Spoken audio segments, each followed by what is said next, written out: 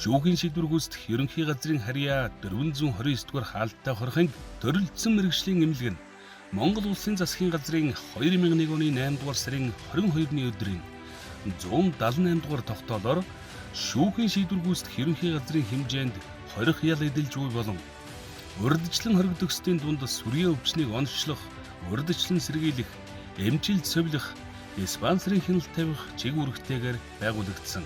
Тус хорих ангийн эмнэлэг нь сүүлийн үеийн торог төхөөрөмжөөр үзлэг онцлогоо хийж байна.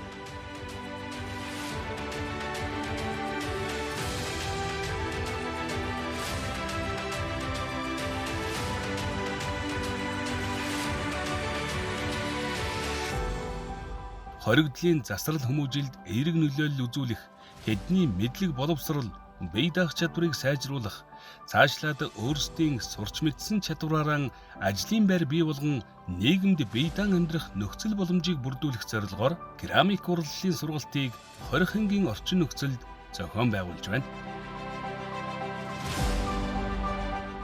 Тус сургалтад 6 хоригдлыг хамруулж шавраар бүтээл урлаж байна. Керамик урлал нь хүнээс асар их төвчээр мэдрэмж сэтгэхүй шаардсан урлаг бөгөөд хүн юу хүсч мөрөөдөж төсөөлж байгаагаа шавраар урлаж давтагдшгүй бүтээл гардаг гэдгээрээ онцлогтой.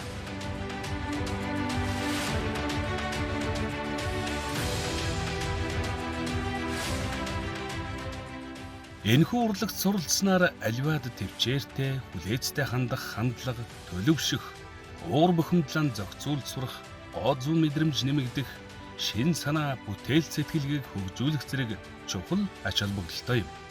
Тус сургалтыг 429-р хаалттай хорхинг төрөлдсөн мэргэжлийн эмнэлгийн харуул хамгаалтын ажилтан эд ахлагч шин цэцэг хариуцсан зохион байгуулжээ.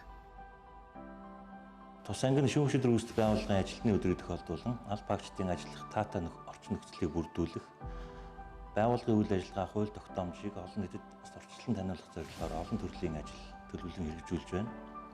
За энэ ажлын хүрээнд аль багштай клей арт сургалтын төвд керамик урлалын сурагч багшаар сургаж бэлтгэсэн байгаа.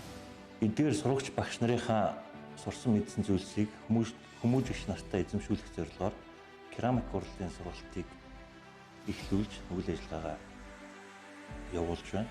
Керамикийн гол ажил бол шавар боловсруулах ажил гэдэг.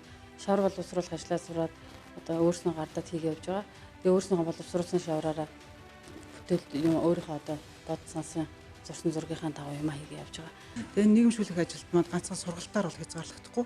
Тэдэд хөдөлмөрийн дадлага олох, хөдөлмөрийн чив баримжаа олох, ажлын байраар хангах тий нийгэмд биетэй амьдрахад нь одоо чадварчлах, хөгжүүлэх, тусалцаа үзүүлэх юм чиг өөрийнхөө хүрээнд энэ керамик урлагийг одоо ангид нэвтрүүлэг оруулж ирсэн байна. Энэ керамик урлаг маань өөрөө ерөөсөө бясалгал ерөөсөө тэгээ нэг зүйл төвлөрүүлэх тий тэгээ тэр цаг хугацааг нь зөв боловсон өнгөрүүлэх эдгээр керамик урлагаа хийж байхдаа тэ цаг хугацаа маш сайхан өнгөрдөг. Би өөрөө яг сэлбэрч мэрэгчлээ байхгүй.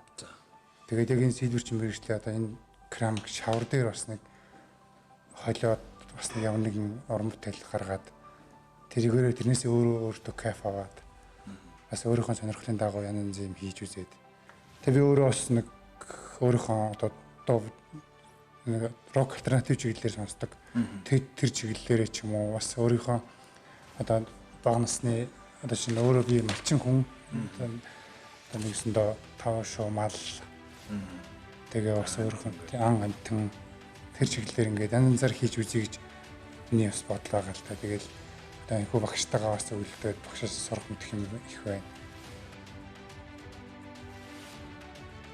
Сургалтын арга хэлбэрийн хувьд 30% нь онлайн мэдлэг олгох, 70% нь практик дадлага олгох хэлбэрээр явагддаг.